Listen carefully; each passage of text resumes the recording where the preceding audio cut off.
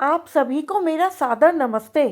आज की इस वीडियो में शनि प्रदोष व्रत की कथा है, जिसका हमारे हिंदू धर्म में बहुत ही महत्व है। प्रदोष व्रत भगवान शिव को समर्पित है। आइए अब कथा सुनते हैं। शनि प्रदोष व्रत की पौराणिक कथा के अनुसार एक समय की बात है। एक नगर में एक सेठ जी अपनी सेठानी के साथ रहा करते थे। सेठ जी हर प्रकार से सुखी और संपन्न थे। सेठ जी के पास अपार धन दौलत थी, सुख संपत्ति की कोई कमी नहीं थी। किंतु उनके जीवन में एक बहुत ही बड़ा दुख था, और वो दुख था कोई भी संतान ना होने का। सेठ जी के पास कोई भी संतान नहीं थी, जिस कारण सेठ जी और सेठानी बहुत ही दुखी रहा करते थे।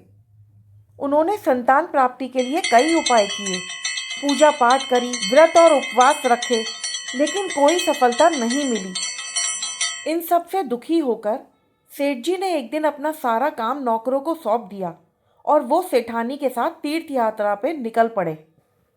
अपने नगर से दूर जाने पर उन्हें रास्ते में एक साधु महात्मा दिखे, जो कि ध्यान मग्न बैठे हुए थे।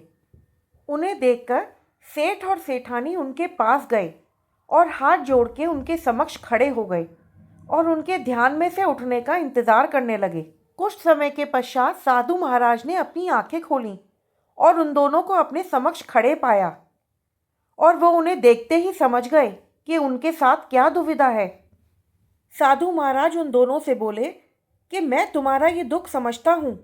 तुम इस दुख से मुक्ति पाने के लिए शनि प्रदोष का व्रत रखो, इससे तुम्हें संतान सुख अवश्य प्राप्त होगा।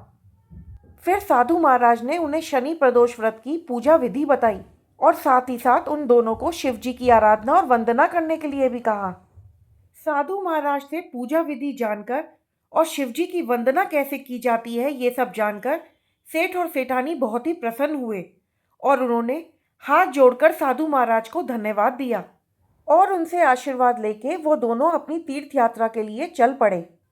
तीर्थ यात्रा समाप्त करने के बाद जब वो घर लौटे, तब उन्होंने शनि प्रदोष व्रत किया, जिसके फलस्वरूप उन्हें बहुत ही जल्दी संतान सुख की प्राप्ति हुई। उनके यहाँ एक सुंदर पुत्र का जन्म हुआ। शनि प्रदोष व्रत के करने से सेठ और सेठानी की झोली खुशियों से भर गई। उन्हें संतान सुख की प्राप्ति हुई। शनि प्रदोष व्रत की महिमा अपरंपार है।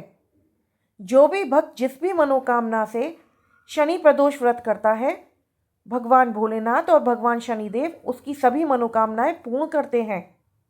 भगवान भोलेनाथ अपना आशीर्वाद उस पर बरसाते हैं।